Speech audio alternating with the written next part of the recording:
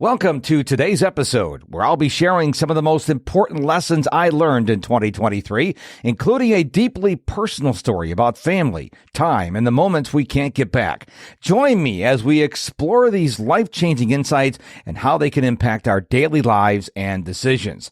Hi, I'm Mark, and this is the Mr. Productivity Podcast. This show is dedicated to empowering you to conquer distractions, prioritize effectively, and gain daily clarity.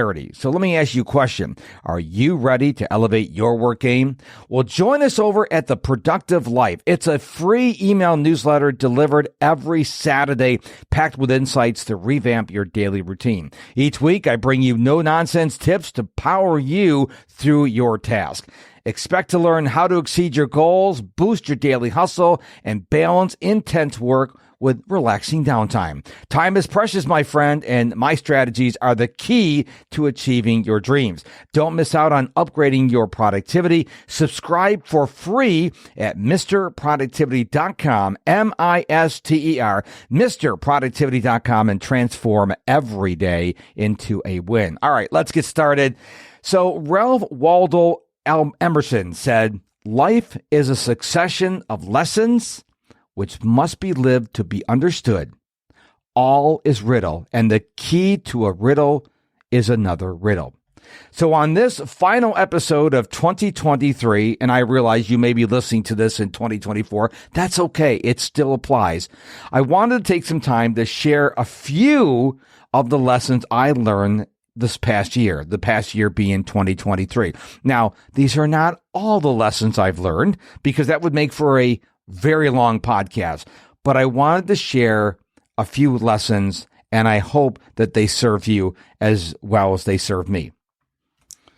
Number one, I learned a really important lesson that changed how I think about time and family. After Mom passed away after a long battle with Alzheimer's disease in June of 2022, I kept putting off visiting my dad. Sadly, he passed away suddenly in April of 2023 before I could see him again.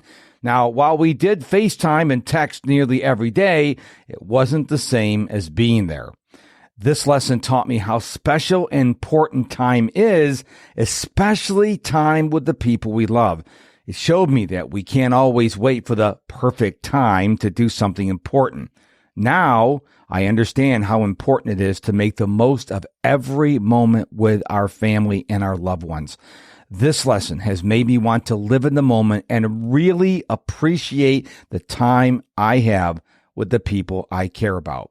I've learned to not wait too long and to show love and to enjoy every chance I get with my family. Remember, we are not promised another year, another month, another week, another day, another hour, another minute, or another second. Number two, this year I also learned a big lesson about not putting all my eggs in one basket. This means I shouldn't rely on just one thing or one person for everything. I chose to work with only one coach for everything I wanted to learn. While I did learn a lot, it was too much for me. It was overwhelming. Now I know better. In the future, I'll figure out what specific skill I need or want to work on. Then I'll find a coach who's really good at teaching that one skill. After I've learned that, I'll move on to something else. This way, I can learn different things from different people without getting overwhelmed. Another important lesson I learned was about patience, or my lack thereof. So after I got that dreaded phone call informing me that my father had passed away, my wife and I flew out to Central Florida to take care of my dad's affairs. Remember, my mother passed away a year prior. On the plane, I told my wife, "Hey, let's sell our house in Houston, Texas, and move to my folks' home in Central Florida." My wife at the time thought to herself, he's not going to want to live there, but we didn't have that conversation on the plane. As soon as I walked into my parents' house, realizing my mom and dad were gone, realizing all the good memories I had in the house, I turned around and told my wife, I can't live here. So we had to sell his house. I never sold a house before, so I didn't know it would take so long. Our realtor said that people who originally came to see the house said it was either too expensive or too old-fashioned. He said we should take it off the market and spend about $10,000 to improve it. But instead, I decided to lower the price by $10,000. And you know what? It sold in just 2 days. The whole process was really stressful for me. As I mentioned, I live in Houston. The house was in Central Florida. My real estate agent was great. He lived in Tampa, and he was really supportive and understood that I was not very patient. But I do believe, I am confident that everything would have been a lot easier had I been more patient. Lesson number 4.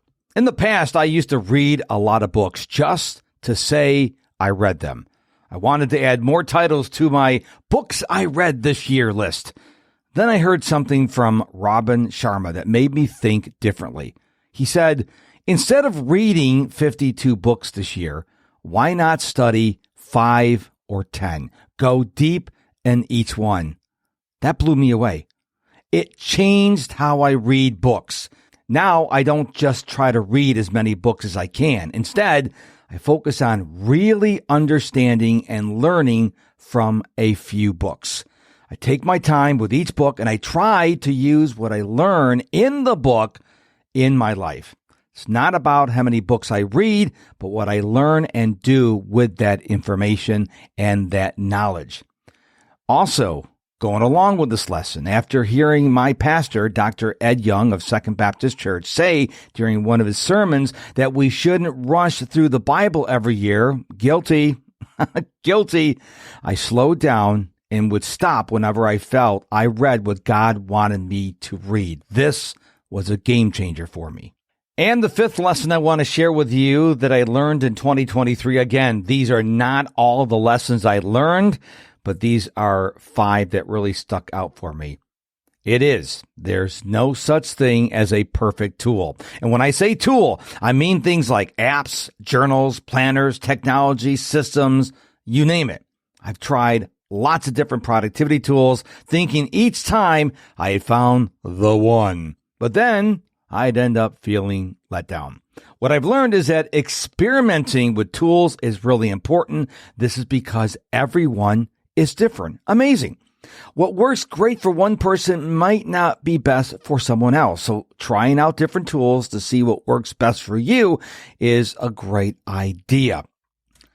So those are the 5 lessons that stuck out for me in 2023 that I felt like sharing with you on the show today. Again, they are not all the lessons I learned in 2023. That would make for a very long podcast episode. But I have a question for you. I have some homework for you.